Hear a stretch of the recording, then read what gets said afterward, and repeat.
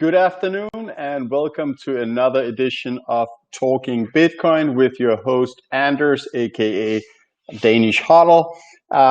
Today's episode I want to dedicate to Jeff Booth and his book, The Price of Tomorrow, that explains why deflation is actually a good thing. It's something we should embrace, and it's going to help us to a situation of abundance.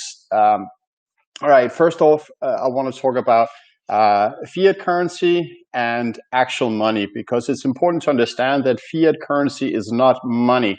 If you look up on Wikipedia, for instance, you can see that the definition of money, among other things, is that it can store value.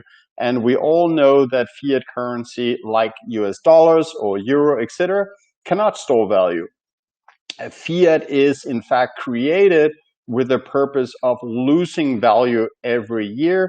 They have convinced majority of people that that printing more money and stimulating is needed to keep people in jobs. But that is something that I want to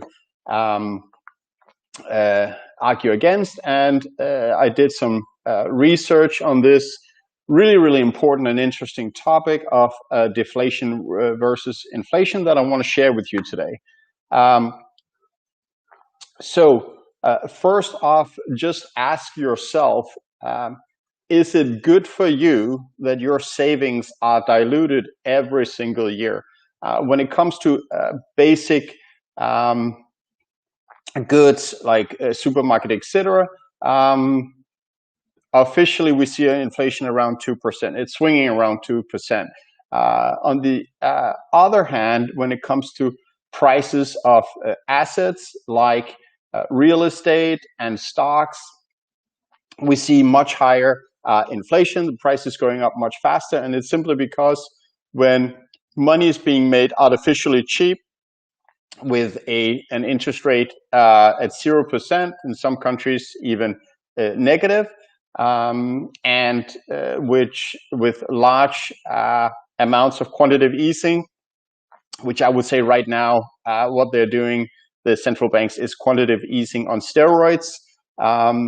Then when money gets so cheap, anyone that has money in their hands know that it's going to be diluted in value. So ASAP, you want to put it somewhere where you can store the value of that money. And that's why people, to such an extent, are buying stocks and real estate, even though right now the economy is not doing great. There's high unemployment, and not that people are not making the same money as before, yet assets go up. Why? Simply because huge amounts of money are being printed. No one wants to hold it. They want to secure that and secure the value and hedge it against money printing, so it escapes to assets. Now, before fiat currency, people also had jobs.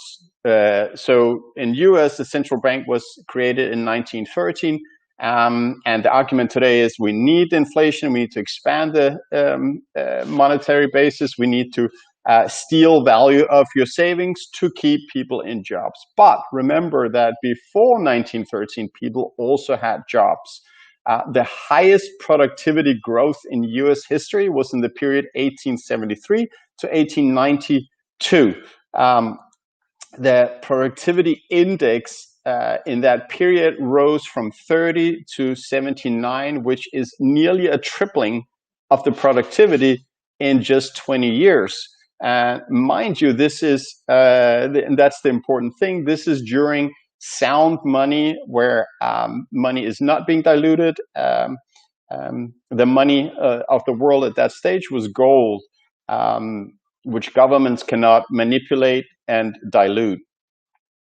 So even today, when you compare it with that period back, what was it, 150 years ago almost, with the speed of technology and the advances we make, even though we have that today, it does not compare to the productivity growth back then. So this whole thing about inflation being good for you, it's a fallacy. It's a huge fallacy. You're paying a high price every year in your savings. Everyone's doing that, and it's not to your advantage. Um, that wonderful period of deflation, 1873 to 1892, because money was deflationary, because money increased in value at the time, instead of being diluted in value, it meant that people were saving a lot, which is what politicians today say is a bad thing. But when people were saving this much because they could, the money kept its value and they could get an interest rate, then a lot of capital basically was made available for industries, and all that capital helped spur this productivity growth. So saving is good, not only for you, it's good for society. So a bottom line, so far, history has proven that the current policies of inflation and money value dilution is wrong, and the most productivity gains we've had has been during sound money. So that's something we should aim to get back to, and we will get back to that, because that answers Bitcoin, that has a maximum cap of 21 million units. So another important thing or point I want to get across is the wealth disparity that we're seeing in societies today very much is caused by this money printing. If you look at people that are either poor or lower classes, or call it what you want, a very high proportion of their savings are in cash, which is called money, but as I just said, that is fiat currency, only a medium of exchange. It's not both medium of exchange and a store of value. Only real money is money, which would be either gold or Bitcoin. But what happens to when we have all this money printing is the people that really lose out are the poorest people in society, because that high proportion of their savings really are in cash. They cannot afford assets. They don't have stocks to the same extent at all. They don't own any real estate. So that immense value growth that you see in societies when money is being diluted or currency is being diluted is disproportionately benefiting people that own assets and have a small percentage in cash. And this is what is keeping the people that have less money at the bottom of society, where in a society based on sound money and the person working a low wage job, if they can save a small percentage of their money, bit by bit, they will put themselves in a much better financial position, because that money will gain value.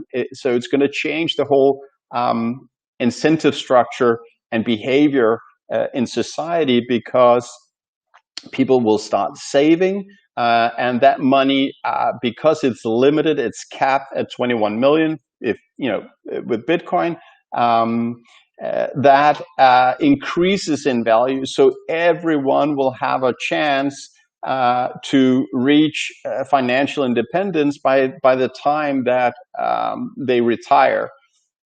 So again, this episode dedicated to Jeff Booth, which really has highlighted this topic that I found very interesting. That's why I did a little research on it. So below in the show notes on YouTube, if you're watching this on YouTube, you will find a link to Jeff Booth's book, The Price of Tomorrow.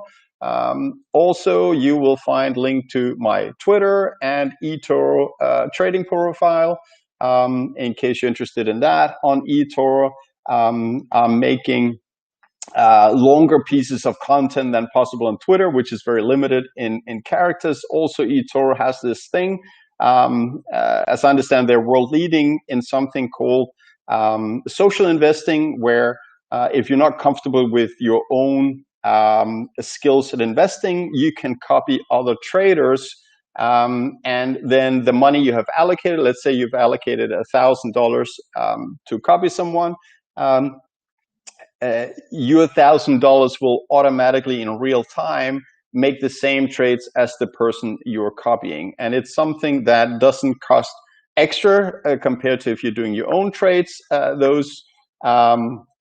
You pay the same fee on each trade that all exchanges have, and that's the cost of it.